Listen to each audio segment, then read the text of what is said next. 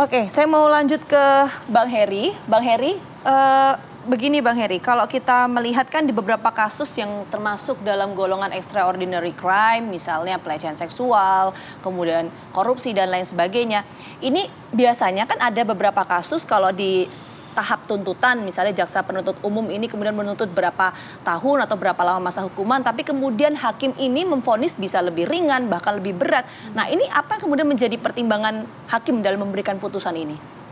Ya, ini pertanyaan menarik ya, Mbak ya, bahwa jangan sampai ekspektasi masyarakat nanti terlalu tinggi dalam artian bahwa apa yang dibayangkan oleh masyarakat kalau tuntutannya demikian maka putusannya juga harus sama, harus diamini begitu. Karena ya jangan sampai nanti menyalahkan di ujungnya adalah wah berarti hakimnya nggak bijak dalam melihat ini, berarti hakimnya nggak pro terhadap kepentingan korban.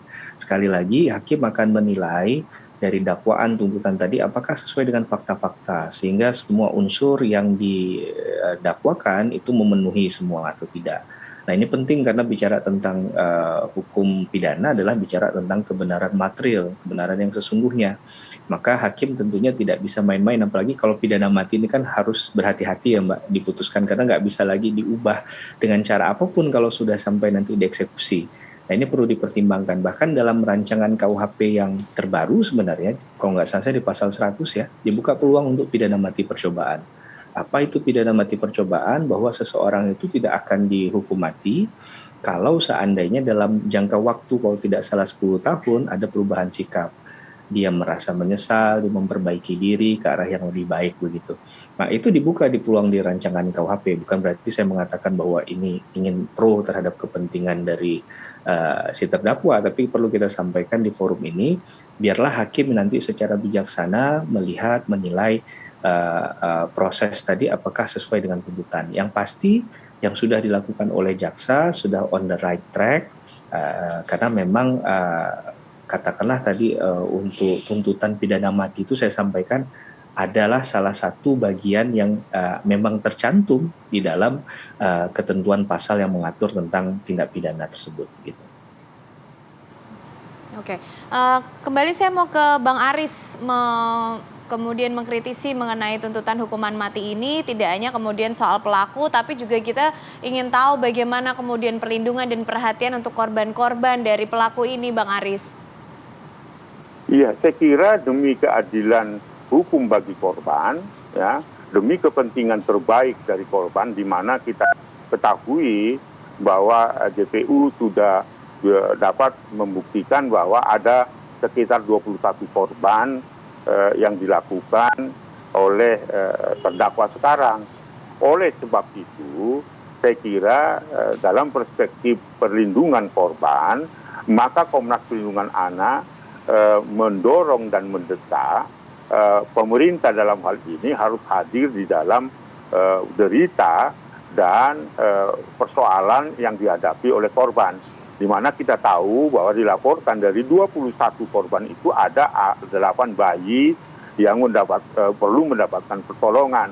Nah, dalam perspektif perlindungan anak, saya berharap dan akan melakukan koordinasi dengan dinas sosial yang ada di Bandung, tentu berkaitan dengan juga advisor atau mendapatkan dukungan dari Kementerian Sosial di Jakarta agar anak-anak yang menjadi korban secara khusus balita yang dilahirkan akibat dari predator yang saat ini sedang menghadapi tuntutan, saya kira ini yang harus menjadi pertimbangan utama. Tentu tadi ada JPU menuntut dan sebagainya, Pak Bang Heri tadi mengatakan itu tergantung nanti hakim mempertimbangkan dan sebagainya. Tetapi itu sekali lagi Komnas Perlindungan Anak mengapa kita mendukung aspirasi masyarakat dan JPU karena diberi peluang di dalam Undang-Undang 17 tahun 2016 itu merupakan tindak pidana luar biasa dan tindak pidana khusus. Tetapi kalau pertimbangan hakim nampaknya seperti konsep KUHP yang sedang dibahas di pasal 100 itu bisa juga dipertimbangkan. Nah, hukuman seumur hidup kan bagian dari penegakan hukum. Juga mungkin hakim tidak memutus hukuman mati, tetapi hukuman seumur hidup mungkin tanpa revisi, karena ini merupakan kejahatan luar biasa atau extraordinary crime. Tetapi dari sisi korban, Komnas Perlindungan Anak saat ini sedang membentuk tim bagaimana korban-korban ini termasuk P2TP2 di Garut, kemudian ketua P2TP2 di Garut itu istri dari Pak Bupati, untuk membentuk tim agar anak-anak ini betul-betul terlindungi secara khusus bayi itu. Saya kira ini akan kita koordinasikan Kementerian Sosial di Jakarta maupun Dinas Sosial yang ada di Bandung. Saya kira itu perspektif yang utama di samping tuntutan jaksa penuntut umum untuk melakukan penegakan hukum. Saya kira peluang-peluang itu masih ada. Sekali lagi ini adalah kejahatan luar biasa.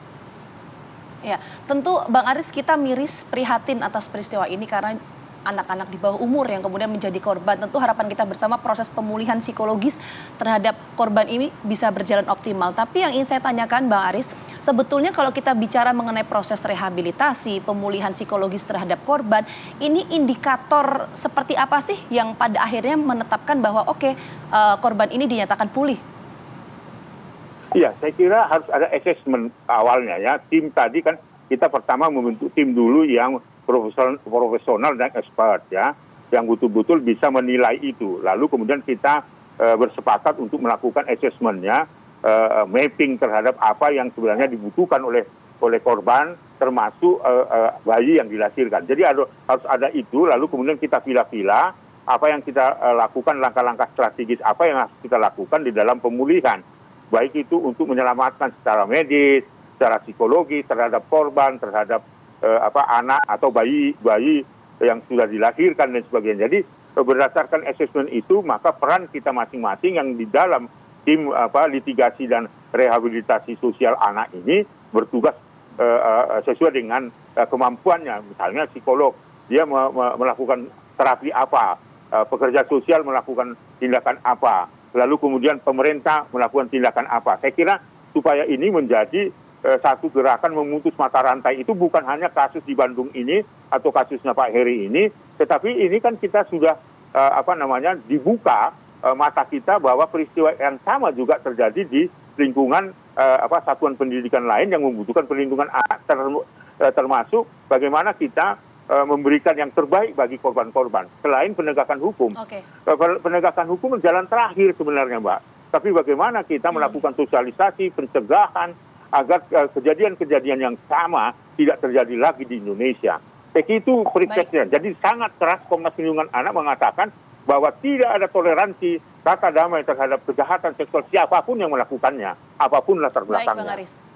Kita tangkap poinnya. Saya mau ke Bang Heri lagi. Bang Heri, kalau kita melihat kemarin di tuntutan jaksa penuntut umum ini kan bisa dikatakan cukup beragam ya hukumannya ya. Ada hukuman mati, kemudian juga ada hukuman tambahan ya, kebiri kimia, kemudian juga ada ganti rugi dan lain sebagainya. Ini bagaimana kedudukannya kalau kita bicara mengenai berbagai macam hukuman ini?